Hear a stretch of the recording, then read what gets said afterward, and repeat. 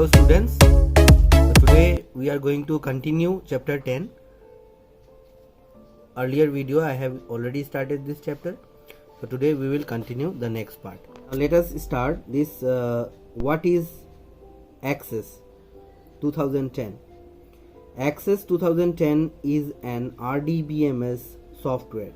RDBMS stands for Relational Database Management System, where data is arranged in the form of table. So whatever data we will enter, whatever information we are going to enter, it will be arranged in a table. It is developed by Microsoft Corporation. It is a relational database where data is stored in the form of tables. It uses multiple tables to organize data and creates relationship between these tables to retrieve data. Okay, so here what happens, it will create multiple tables, and in these multiple tables, all these tables will be connected with each other, and whenever we enter data, it will be updated. Okay, and then whenever we will ask, we will retrieve data, means we will take data, they will search in all the tables. This is Access, and now we are going to have a look at the interface. Okay, so how the interface looks.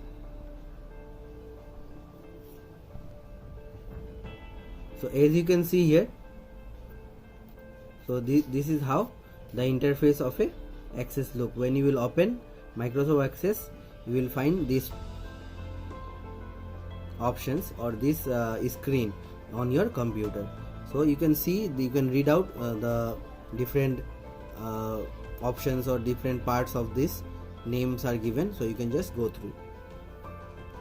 Next, explanation is given, so this part you read by yourself. So elements, what are the elements? The title bar, so everything is explained here, title bar, where it is, and here the explanation is given. So you just read by yourself, you will understand. It is not very difficult. These are all the options available in the Microsoft Access. So you just read by yourself. This part is not very difficult, you will understand. Now next part is Access 2010 objects. Now objects, when we talk about objects, the first object is table, then you have query. Okay, now here when you create the table, when you start the Access, you have to create a table. Okay, and without creating a table, you cannot create a query, you cannot create forms, you cannot have a report. So the first and foremost thing which you have to do in Access is creating a table, and this is the primary option. Tables are the primary building blocks of Access 2010 database. The entire data stored in the table. So whatever you will type, whatever you will enter, everything is stored in this table. Every table in the database focuses on a subject.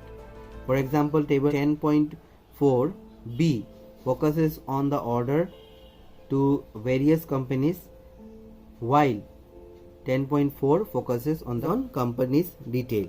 So 10.4 and 10.4b, 10.4c, you can see the table is there.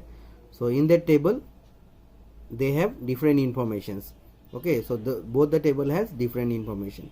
Now in Access, a table can be opened in the following two views. So you can open in the two views. First is design view, second is datasheet view. So these are the two views, you just read by yourself. Next is query. A query is a question that we ask about the data that is stored in the table, or a request to perform an action on the data. Next object in MS Access is forms. The forms present the data in a table or query in the manner we want it to be displayed. Next object is a report. It is the printed result of data. So suppose you want to print out, so you can go in a report and then you have to print your data. So as you can see here, just example is shown. So this is how your report will appear. Object of MS Access 2010 is macros. Now it is used to add functionality to your database and automate a repetitive task without programming. So without programming, it will help you, it will add some functionality in your database. Next object is module.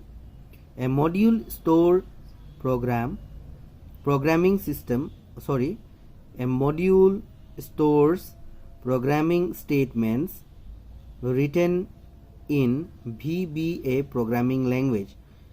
Now this VBA, that is Visual Basic Application Programming. So in this way, a module help us to create a more interactive and very attractive or very informative, you can say, database. Okay, so a module is a collection of declaration, statement and procedure that are stored as a unit. So these were the objects, access objects, which were available and which will help us to create a database. This is the end of the video, and the rest part I will be discussing in my next video. Thank you so much for listening. Have a wonderful day.